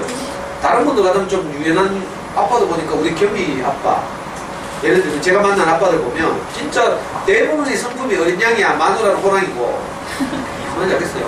호랑이 앞에서 잠잠한 어린 양처럼 남편들 진짜 성품이 수도분하고 좋고 우리 엄마들이 대부분 막 거칠고 집에 가면 고함 지르고 이러더만. 근데 저는 이상하게 뭐가 문제가 생겨서 고장나서 기계가 고장난 것처럼 내 스스로는 안 되는 거예요. 스스로 되는 분은 참 좋겠어. 그렇게 잘 살 수 있습니다. 난 내 스스로는 안 돼요. 그래서 난 누군가가 필요하고 원래 여유가 있고 이러면 구원자가 필요 없죠. 물에 빠지지 않으면 물에서 밖에서 건져줄 사람 필요 없잖아요. 근데 저처럼 도저히 내 스스로는 그 물에서 헤어나올 수 없는 사람 이런 사람들에게 누가 필요해요? 물 밖에 누군가가 필요한 거죠. 그래서 저는 제 인생 스승이 물 밖에 있는 나를 끄집어내준 사람이죠. 이분을 만나서 듣고 나서 보니까 원래 상대방은 이해하는 것이 아니라 뭐라고요? 인정하는 것이다. 그렇게 하더라고요. 아이고 내가 그때 뒤통수를 받더라고요. 상대방은 나는 항상 이해하려고 했거든요. 아 당신의 성격관이 그렇고 당신은 중학교 때부터 대구로 고등학교 때부터 대구로 유학 와가지고 대구에서 혼자서 자취하면서 고등학교를 다녔고 어른들이 농사를 짓느라고 동생들까지 또 와서 동생 밥 해주고 이러면서 자기 장모님 사랑을 많이 못 받았구나. 그래서 네가 그래 고집이 세구나. 내 이래 생각했어. 그렇게 해야 이해가 된다고 생각했죠. 근데 머리로 그거 다 알죠. 근데 막상 내하고 딱 부딪히면 또 나도 내 성장 과정이 있잖아. 그리고 이게 해결이 안 되는 거라. 늘 진짜 사소한 일 말 한마디 한 거 가지고 이혼까지 가면 이혼까지. 가면 이혼하자. 제 성격상 싸움이 일어나면요. 그냥 못 자. 붙들고 해결을 봐야 되나. 그래서 꼭 새벽 3시, 4시까지. 얼마나 피곤하겠어요. 싸우면 나도 미친놈 같고 내 스스로 생각해도 미친놈 같아. 근데 이게 절제가 안 되는데. 시원하게 마누라 피를 보고 싶은데 이건 마누라 십자가에 달려주나 자기 피를 내놔야 되잖아요. 여보 근데 내가 잘못했어요. 이렇게 하면 되는데 이 자기 피를 절대로 안 내놓네. 그리고 겉으로 피 안 흘리고 그냥 립 서비스 하나 미안해 미안해. 내가 들어본 거 알아요 몰라요. 저기 진정성이 없구나 알잖아. 그러니까 그 말이 내가 시원하게 하지 못하잖아. 나는 그냥 정말 진정성 있는 사과를 한번 듣고 싶은데 그래 여보 내가 당신을 무시했어 미안해 이렇게 진정성 있는 사과를 듣고 싶은데 절대로 자기는 무시한 적이 없대. 맨날 무시하면서. 그러니까 새벽 3시 4시까지 가는 거지. 아이고. 근데 내 그 말을 들었어요. 상대방은 이해하는 것이 아니라 인정하는 것이다. 그리고 나와 다를수록 더 풍요롭다. 우리가 함께 살면서 가족이라는 단위에서 모든 사람이 나하고 똑같으면 단조롭죠. 모든 사람 성격 똑같고 이래봐 단조롭다니까. 근데 어떤 집이 있어요. 다 5형이나 4명이. 그럼 단조롭죠. 일사불란하긴 해. 어디 여행 가는 거 보면 진짜 일사불란해. 군대에 무슨 군대 전진하듯이 막 싸가지고 보따리 탁 싸가지고 바로 팍 일사불란하긴 해. 근데 우리가 다름이 어떨까요? 풍요로운 거죠. 아이들 둘 있잖아요. 이번에 근데 그 수능친 고3 집에 놀러 갔는데 아빠가 이제 SOS를 청해가지고 수능친 걔도 지금 이제 수능 성적이 막 얘는 경영학과를 가고 싶은데 아슬아슬해. 연대 경영, 고대 경영이 아슬아슬한 점수라서 고민하고 있고 그 얘도 상담해야 되고 또 얘 동생인데 중학교 2학년 남자애 사춘기 얘가 이제 아빠 말까지 잘 안 듣는 거야. 그래서 아빠는 이 문제도 상담하고 싶다는 거야. 그래서 엄마가 이제 우리 호셔에서 강의도 듣고 지금 모임에도 오고 교회도 오고 이러니까 이제 그만큼 신뢰가 생겼죠. 아빠도 저를 여러 번 접촉하고 이래가지고 그래 아빠가 저한테 상담하자고 자기 집 좀 오라고. 그래 갔는데 이제 입시에 대해서 쭉 이야기를 한 다음에 이제 아빠가 저한테 이제 그걸 묻는 거예요. 둘째 이 남자애 이 이야기를 하더라고.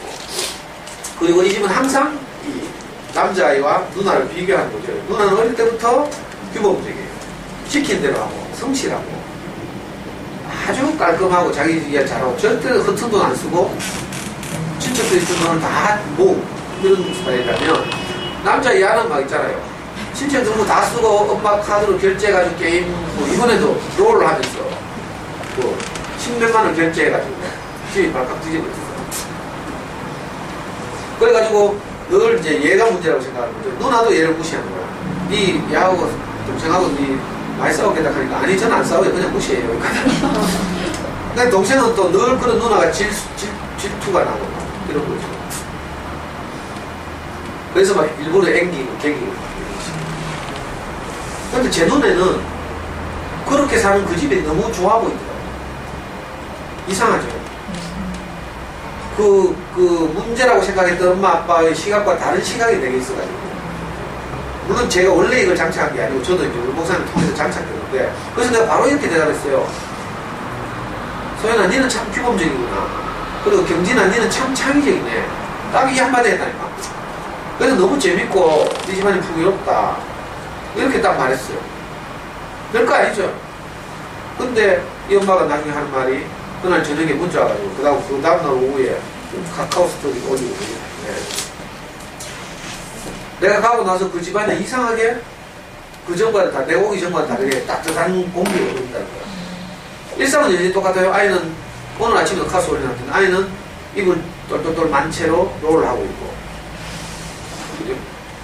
딸은 뭐가 좋은지 엊그제만 해도 막 입시 때문에 막 기죽어 있던 애가 막 노래를 부르고 있고 아빠는 안방을 딸한테 뺏겨가지고 거실에 나와서 입을 똘똘하고 자고 있고 자기는 아침 일찍 나와서 아침을 준비하고 있다.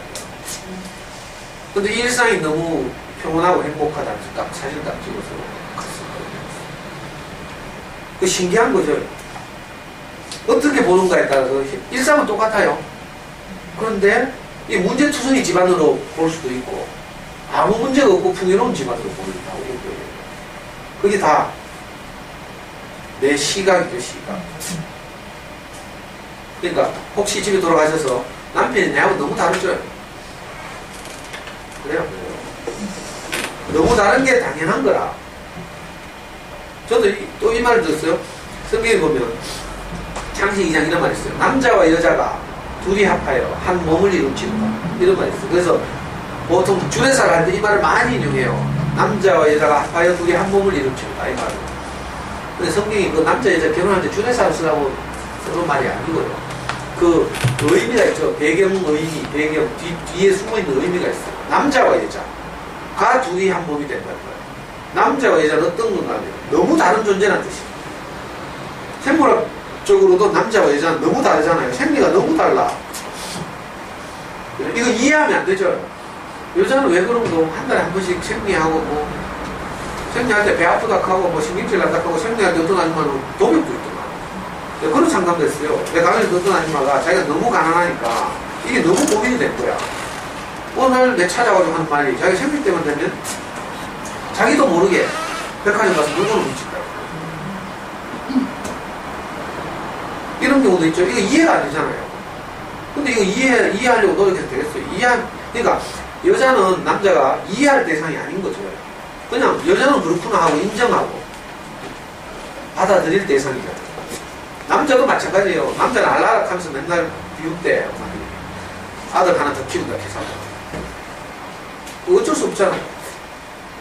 생리 구조가 그래. 내가 우리 명희 엄마하고 살아보니까 진짜 내하고 달라요. 이 아줌마는 그냥 안아주기만 해도 좋아해. 남자는요, 안으면 안 돼. 안으면 그 후속 프로그램이 발동하기 때문에 신체 접촉하는 거. 덮쳐야 되고, 뭐 이렇거든. 남자의 구조가 이래. 근데 여자는 그게 아니고, 스킨십만 하고 분위기만 좋으면 행복해. 너무 다르잖아요. 그래가지고 우리 와이프가 내한테 안기려고 하다가도 주춤주춤 하는 거라. 안기려고 하면 또 언제 덮칠지 모르니까. 너무 다른 거예요. 그러니까 남자와 여자가 둘이 합하여 한 몸을 이룬다. 이 말이 성경에 적혀있는데 이건 무슨 말이냐면 너무나 다른 두 존재가 연합해서 하나가 된다. 이런 말이죠. 그걸 말하려고 남녀의 하나됨을 쓰는 거예요. 그러니까 하나님과 사람 이것도 너무 다르거든요. 하나님은 형체가 없는 분이고 사람은 육체가 있는 존재죠. 근데 이 하나님이 우리 안에 와서 우리의 마음이 됩니다. 이게 하나가 되는 거죠. 궁극적으로 이렇게 되는데 저도 제 안에 그 하나님 마음이 없잖아요. 근데 어디선가 이 마음이 내게 흘러 들어오면 그 마음과 내가 하나가 되는 거죠. 나는 전혀 그런 마음이 없는 존재예요. 내 속을 들여다보면 진짜 내밖에 모르고 이기적이고 내가 애를 고아원을 보내고 싶더라니까. 우리 명희 엄마하고 가고 없을 때 왜? 내 살기 바쁘니까. 그건 찰나적이지만 잠깐 지나갈 생각이지만 그러니까 저는 내 아이를 정말 사랑한다고 자신있게 말할 수가 없어요. 내가 위기가 되면 어떤 일이 벌어질지 몰라. 그러니까 그 장담할 일이 아니에요. 옛날에 내 성사학원에 다닐 때 강의를 하니까 엄마들이 막 하소연도 하고 막 이러죠. 서울에서 내려온 성서에가 이사 온 지 얼마 안 된 6살짜리 엄마가 나한테 메일이 왔어. 대구 엄마들은 내가 이해가 안 되는데 왜? 어떻게 감히 아이를 때릴 수가 있냐. 6살짜리 엄마가 나한테 메일이 그렇게 왔어요. 진짜 야만적이다. 그때 내가 속으로 인생을 더 살아봐야 되겠다. 내가 대답 안 했어요. 이거 인생을 더 살아봐야 알 일이지.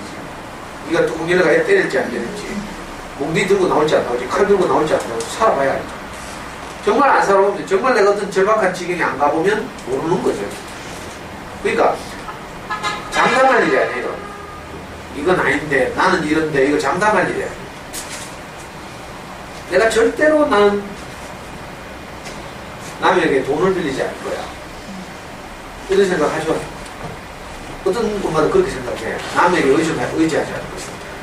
정말 절박해져 봐요. 그 자기 그걸 못 지키는 거죠. 그러니까 이야기 너무 나간데 하여튼 남자와 여자 이건 너무 둘이 다른 존재죠. 이 둘이 다른 존재가 합해서 함께 사는 거 이게 가정이에요. 그렇죠? 그러니까 여러분들 집에 돌아가서 나와 다른 대상을 만날 때 누가 될지 몰라. 남편이 될지 애가 될지 만날 때 사고를 바꾸어야 돼. 나와 다른 것을 인정하고 함께 사는 것 이게 다양하고 풍요로운 것이다. 똑같으면 일사불란한지 군대지. 그건 가정이 아니에요. 가정. 저도 우리 엄마들하고 이게 심화반 하잖아요. 성은 모르면 안 돼. 내 스타일로 하면 나는 군대처럼 하고 싶어. 일사불란하게. 내가 11시에 딱 도착하잖아요. 모임하러. 그러면 적어도 나머지는 10시 50분에 쫙 와가 앉아있어야지. 그래야 그래. 돈도 안 받네. 근데 내보다 일찍 오는 애는 하나밖에 없어요. 현정이. 가끔 현수가 일찍 오더라고. 나머지 언니들은요, 전부 내보다 늦게 와. 그럼 내 성질다면 확 덮고 싶다. 근데 이게 안 되는 거죠. 나는 일사불란하고 싶어. 근데 내가 여기 살아보니까 나와 다른 것이 너무 재밌는 거죠. 풍요롭고. 난 그래서 우리 와이프 없으면 내가 웃을 일이 없어요. 나는 독일 병정 갔거든. 딱딱하 해가지고 말투도 그렇고 사는 스타일도 그렇고 딱딱해. 근데 우리 와이프는 항상 어디 나사가 하나 없는 거지. 파격이라 파격. 그래서 어쩌면 내 같은 인간하고 이렇게 잘 버티고 살았는지도 몰라. 우리 와이프는 내하고 똑같았으면 아마 못 견뎠을 거야. 질식했겠지. 근데 우리 와이프는 그렇지 않고 내보다 나하고 다르게 너무 넉넉하고 이렇거든요. 여유있고. 그러니까 함께 산 것 같아요. 그러니까 아이들 대할 때도 마찬가지예요. 아이들 둘이 너무 다르죠. 또 엄마 내 기준으로 아이와 너무 다르죠. 남편 특히 내하고 다르죠. 연애할 때는 뭐 비슷한 것 같았는데 같으면 재미없어요. 지겹다. 아니 한 10년씩 같이 살아놓고도 베란다에서 뭐 커피 한잔 마시면서 뭐 낙엽 떨어지는 창가를 쳐다보면서 뭐 남편하고 커피 마시고 싶어? 감? 뭐라고? 누가? 그래? 손들어. 아니 그럼 참 감사한 일이고 대부분 안 그렇다니까. 대부분. 그러니까 똑같으면 안 되죠. 그러니까 각자 자기 삶을 사는 게 훨씬 더 집안을 풍요롭게 하는 길이에요. 그 옛날에 그 마더 데레사 노벨 평화상을 받은 수녀님 마더 데레 그런 말을 했어요. 사랑한다는 것은 서로 마주보는 것이 아니라 같은 방향을 향해서 바라보는 것이 되죠. 근데 우리는 막 서로 마주보고 막 집착. 나한테 관심 있나 없나. 그러니까 내가 관계를 돈독하게 하는 길은 이 관계를 어렵게 하는 것이 뭔지를 알면 되고 관계를 어렵게 하는 것이 옳고 그름에 관한 내 지식이라고 했어요. 상대방 문제가 아니다. 이걸 꼭 알아요. 해보니까 상대방 문제라고 생각하면 안 고쳐지니까 누군가 이 지혜를 발견한 것 같아요. 마누라 문제라고 생각하면 못 고치잖아요. 맨날 싸워도 안 되죠. 저는 지금도 안 돼요.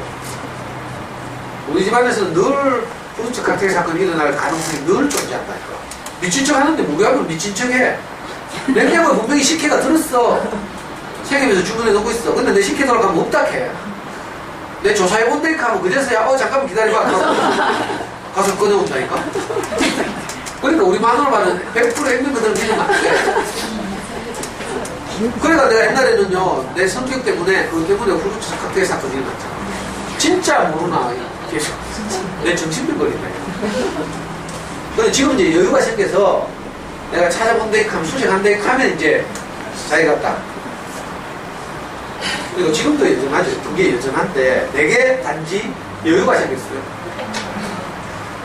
내가 내 옳고 그름이 결국 상대방과의 관계를 깨는구나. 상대방과의 관계가 끊어지는 것이 내가 상대방에 대해서는 죽은 것이죠. 행복에 대해서 죽은 거예요. 그게. 그러니까 상대방과의 관계를 깨지 않아야 되는데 깨지 않으려면 어떻게 돼요? 상대방을 뜯어 고치고 하면 안 되고 모든 사람들이 다 이래 살아. 그래서 어렵다니까. 내가 상담해보면 다 그거예요. 나는 아무 문제가 없는데 전기 문제다 이거라. 나한테 온 사람들요 온 데서 다 오잖아. 부산에서 오고 다 와서 하는 말이 한결같이 그 비싼 차를 들어가서 와서 하는 말이 저 인간이 문제다. 저 인간이. 저 인간을 내가 어떻게 고쳐. 자기도 못 고칠 거야. 한 10년 고쳐보고 안 됐으면 깨달아야지 이제. 이거 상대방을 고칠 문제가 아니구나.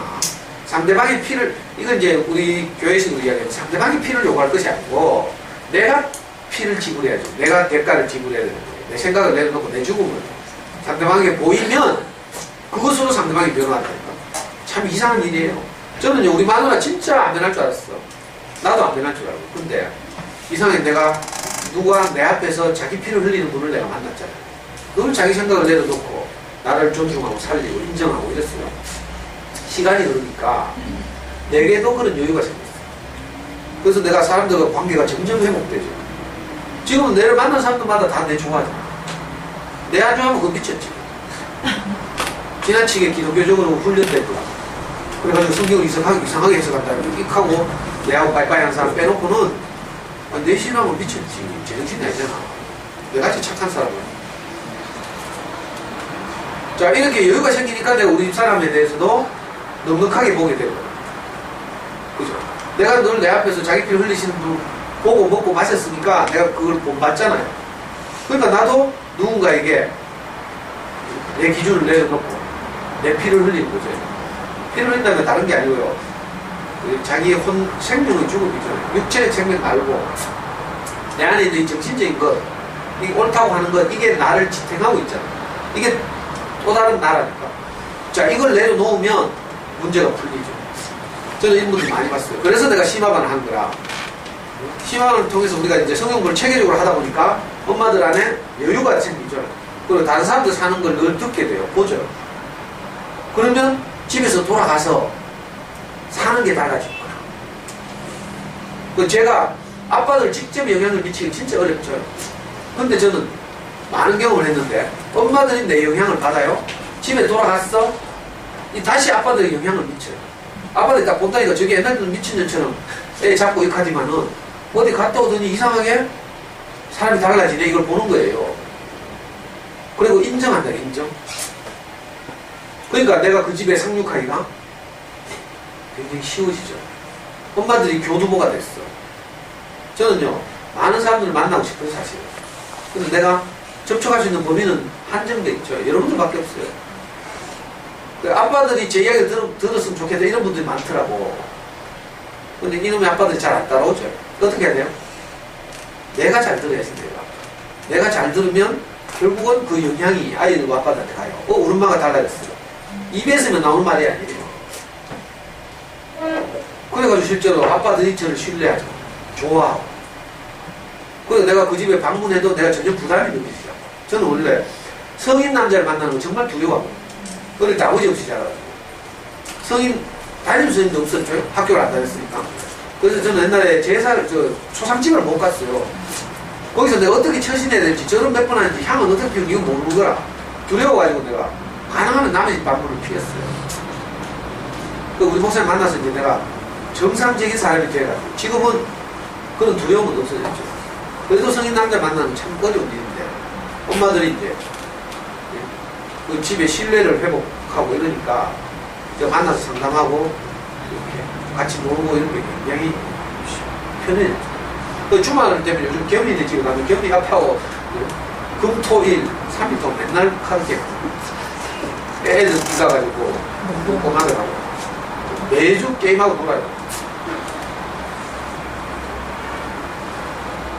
사실 관계를 돈독하게 한다는 것이 굉장히 어려운 일 같지만 사실은 정말 쉬울 수도 있다. 상대방의 피를 요구하면 정말 죽었다 깨라도 관계는 회복되지 않는다. 여러분들 해보시면 알겠지만 지금 다 웬만큼 결혼생활 다 했죠. 한 10년 가까이 다 했. 애들 어린 그래도 한 10년 다 돼가나요? 10년 이상이구나. 해보면 알겠지만 절대로 상대방의 피를 요구하면 네가 문제라고 상대가 문제라고 생각하면 관계 개선이 안 된다. 이걸 꼭 알아야 돼요. 근데 이상하게 전부 여기에 속고 있어. 다 네가 문제다. 나는 오는데 네가 문제다. 모든 사람들의 하소연. 근데 세상에 절대 다수가 이렇게 생각하는데 이상하게 관계를 회복돼요. 그래서 이걸 새롭게 딱 적용해보니까 상대방의 피를 요구할 것이 아니라 내가 피를 한번 흘려보자. 자, 이렇게 생각을 딱 마인드를 바꾸는 거예요. 그래서 이걸 집에 가서 적용해보는 거예요. 그러면 놀라운 일이에요. 이거 뭐 우리 집도 그렇고 겸연의 집도 그렇고 실제적으로 증거들이 많이 널려 있으니까 진짜 놀라운 일이 일어나요. 꿈에도 생각하지 못했던 삶이 가능해진다. 우리 집 한번 생각해봐. 옛날 같으면 지옥 아니었겠어. 내가 다 이야기했잖아. 다 까발렸어. 뭐 숨길 것도 없어. 진짜 지옥 같은 그런 관계죠. 관계. 나는 늘 눈치 보고 부담스럽고. 근데 요즘은요,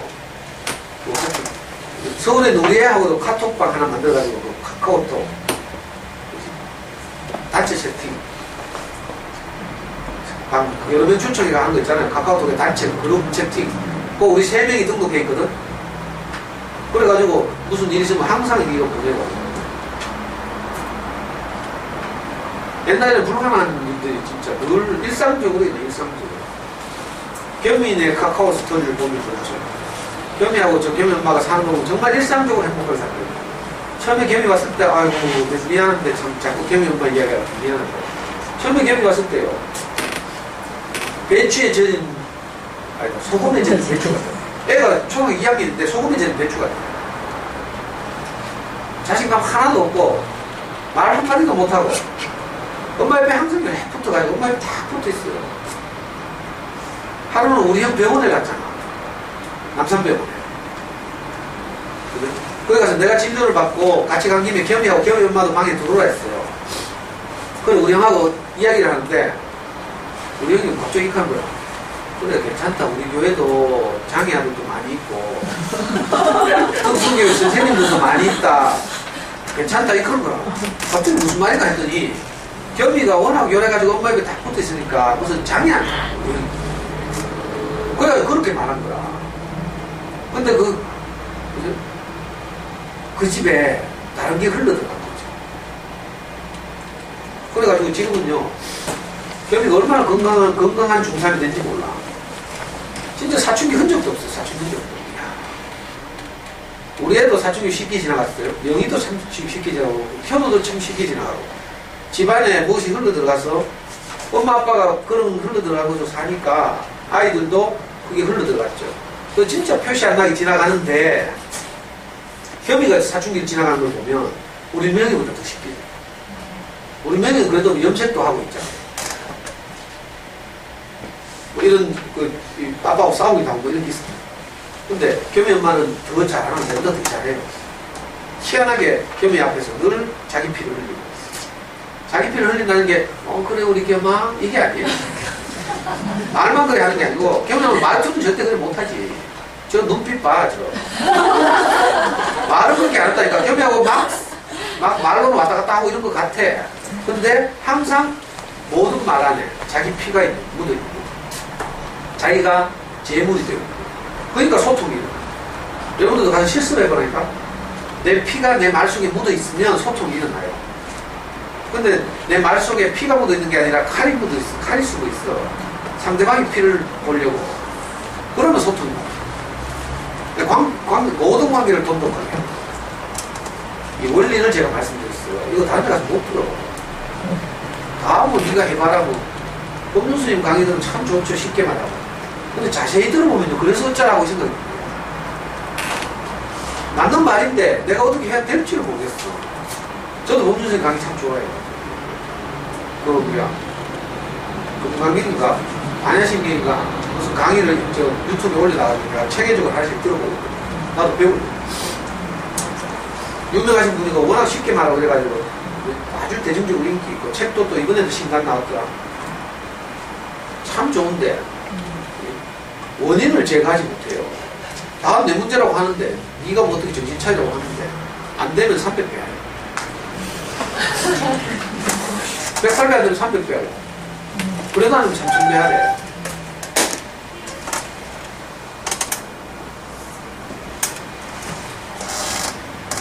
요약하자면 두 가지만 요약은 자 우선 내가 상대방을 대할 때 이거 뭐고?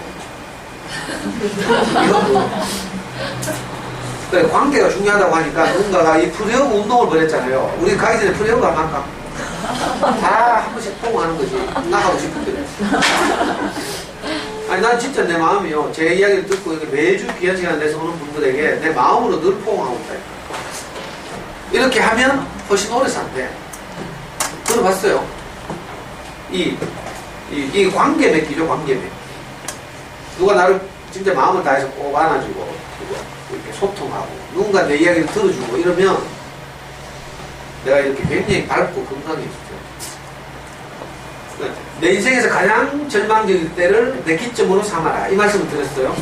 자, 이걸 근원적으로 말하면 이제 성경에서 말하는 십자가인데 모든 것이 끝나는 지점, 이걸 십자가라고 불러요. 예수라도 죽는 자리, 이게 십자가예요. 사람이면 어쩔 수 없는 자리, 이게 십자가인데 자, 우리가 그걸 이제 죽기 전에는 경험해보기 어렵죠. 그래서 우리 엄마들 사이에서 현재 내가 인생을 지금까지 35년, 40년 살면서 경험한 중에 내가 가장 절망적이었던, 가장 힘들었던 시기를 내 인생의 일단 기점으로 삼자 이거죠. 그때를 생각하면 지금은 그때보다 늘 낫죠. 그러면 내가 항상 행복하고 감사해요. 그리고 또 살다 보면 이제 그게 잊기 쉽거든요.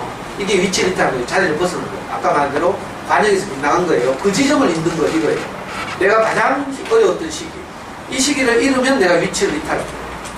여러분들 하나님, 신 이건 잘 모르니까 둘째치고 내가 가장 절망적이었던 이 위치, 이 자리, 이걸 내 위치로, 내 기점으로 삼으면 여기서부터 시작하면 지금은 그때보다 늘 나으니까 감사하게 돼요. 근데 가끔 안 그럴 때가 있죠. 왜? 이걸 잊어버렸어요.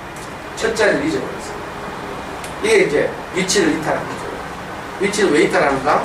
내게 옳고 그름이 들어와서 이 옳고 그름 때문에 내가 상대방을 옳고 그름이라는 프레임으로 보기 때문에 그런 거죠. 그래서 심리학적으로 말하면 프레임 파괴, 프레임을 바꿔야 하고, 아니면 다시 첫 자리로 돌아가는 거죠. 내가 가장 어려웠던 시절 돌아가면 지금 모든 것이 감사하게. 그리고 상대방의 피를 요구할 것이 아니라 내가 대가를 지불하고 내 말에 내 죽음을, 내가 상대방을 대하는 태도, 말투 이런데 내 죽음을 깔고 해야 되죠. 그러면 이상하게 모든 것이 소통이 가능해요. 저는 이거 늘 해보잖아요. 저도 해보고 제 인생을 통해서도 해보고 저보다 먼저 앞선 제 형들 누나들의 삶을 통해서도 보고, 심지어는 저를 만나가지고 여기서 강연을 듣던 분들에게서 이런 일이 일어나요. 그러니까 이거 사람은 누구나 이렇게 살 수 있구나 이걸 알게 되죠. 그래서 내 피를 한번 흘려보라. 오늘 숙제 될까? 피를 흘린 흔적을 좀 보여야지. 이번 주 숙제는요. 자, 일주일 동안 살다가 자, 내 피를 흘린 흔적을 저한테 보내는 카톡으로. 여기서 내가 피가 흘렀어요. 내가 우리의 피를 막 본 게 아니고 내가 피를 흘렸어요. 무슨 말인지 알겠죠? 내가 피를 흘린데 이 표현 말고 다른 표현이 없어가지고. 우리 일상 언어에는 없거든. 성경에서는 죽음을 지불한, 우리 교회에서는 죽음을 지불한다 이렇게 말해요. 내가 죽음을 지불한다.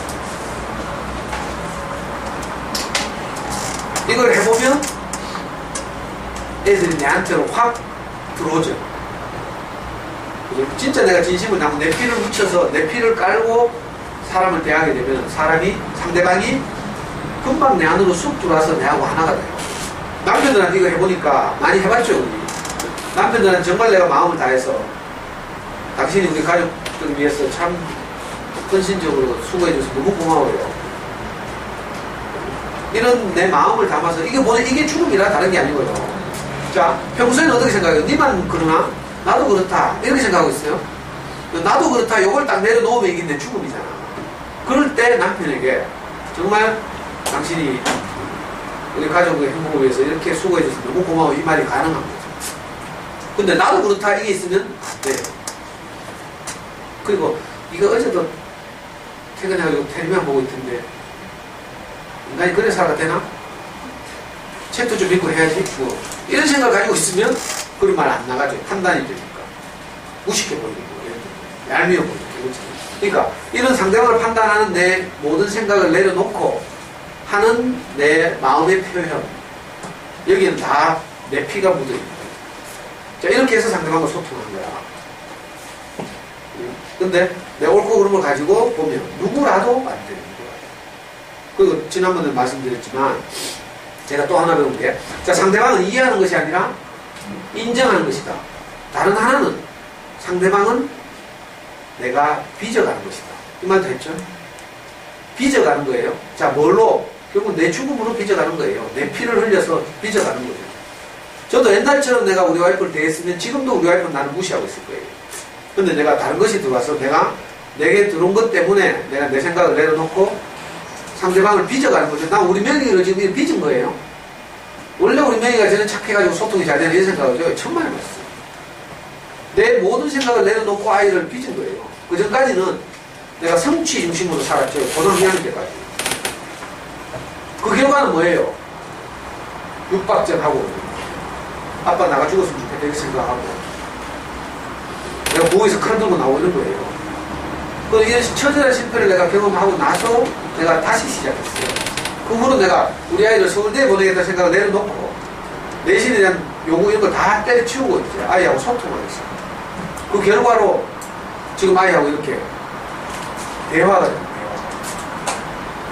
이번에도 애가 갑자기 아빠 소연이 절대 경영학 보지 말아야 이렇게 한 거예요.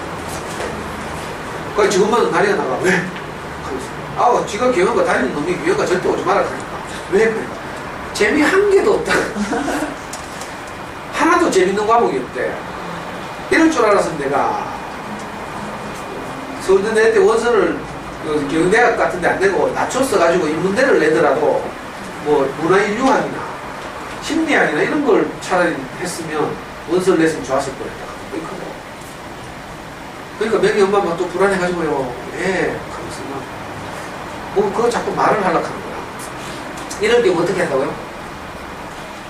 애들이 뭐 학교 갔다 와서 뭐 부정적인 이야기 한다. 그때 어떻게 한다고? 그래, 들어주면 되지. 그냥 듣는 거예요. 들으면 그 제 안에 있는 이제 이런 스트레스를 이렇게 말로 표현하고 지나가는 경우가 대부분이에요.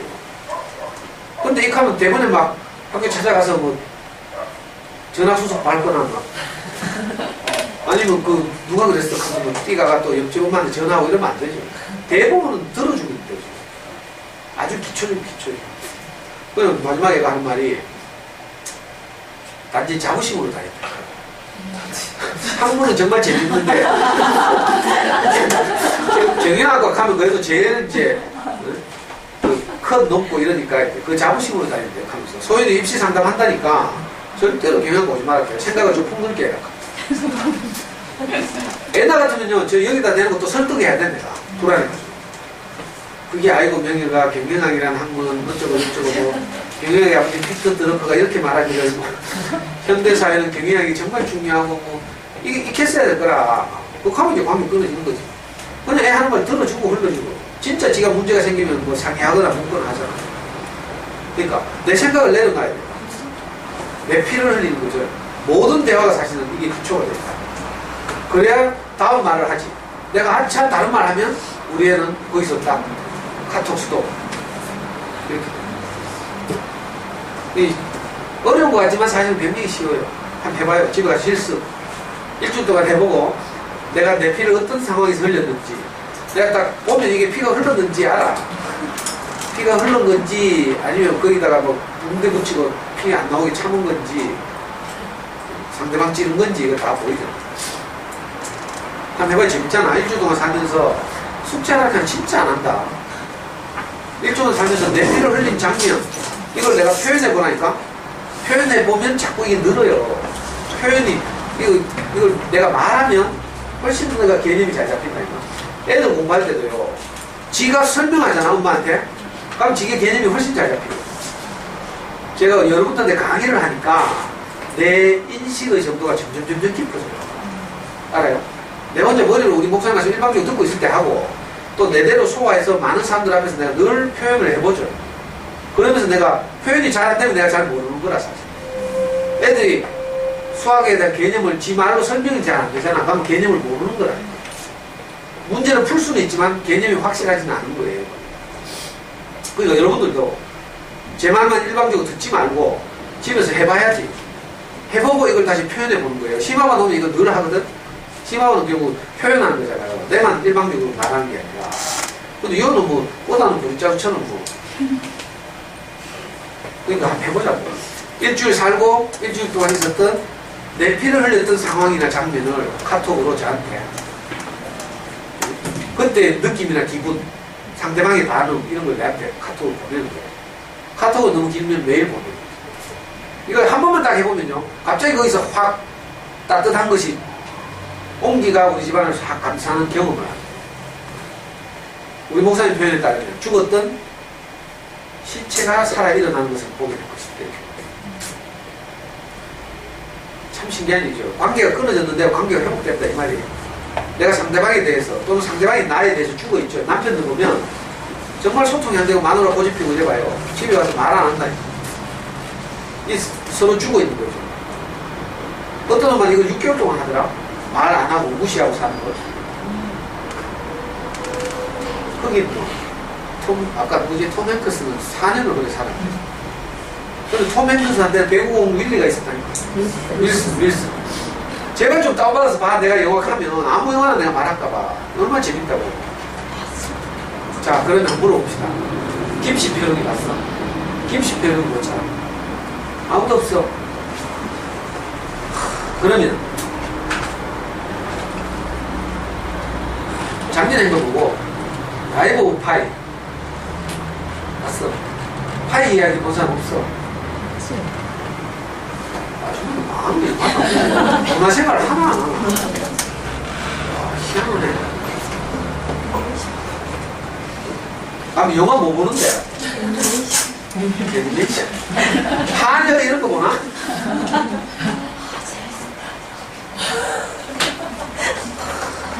설국열차 본 사람.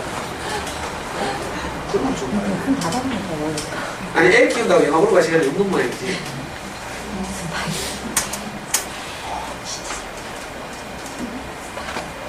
마음을 이렇게 표현해야 돼요. 여기 표현해야 된다 하죠. 마음을 표현할수록 이게 증폭되죠. 마더 데레사가 노벨상 그 수상 연설에서 그 말 했어요. 불행은 나누면 나눌수록 빼기가 되는 것이 아니라 나눗셈이 되고, 기쁨이나 행복은 나누면 나눌수록 덧셈이 되는 것이 아니라 곱셈이 된다. 이렇게 말해요. 그러니까 증폭된다 이 말이죠. 전염되고 증폭된다. 우리 안에서 일어나는 이런 좋은 일들을 서로 발표하고 나누고 승성비리하지 말고 이렇게 해야 돼요. 그러면 이게 점점 증폭돼요. 그리고 심화반에서 늘 그걸 하거든. 내가 살면서 내가 획득한 추수한 행복을 서로 발표하는 거죠. 그러다 보면 그게 내게 와서 영향을 미치고. 자, 숙제 냈습니다. 일주일 동안 내 죽음을 지불한 것을, 내 피를 흘린 흔적을 저한테 어떤 형태로든 카톡이든지 뭐 메일이든지 사진으로든지 뭐 어떤 형태로든지 보낼 것. 다음 주에 내 숙제 안 해도 그냥 하지 강의하지 말까. 진짜 그 마음을 이렇게 적극적으로 표현하고요.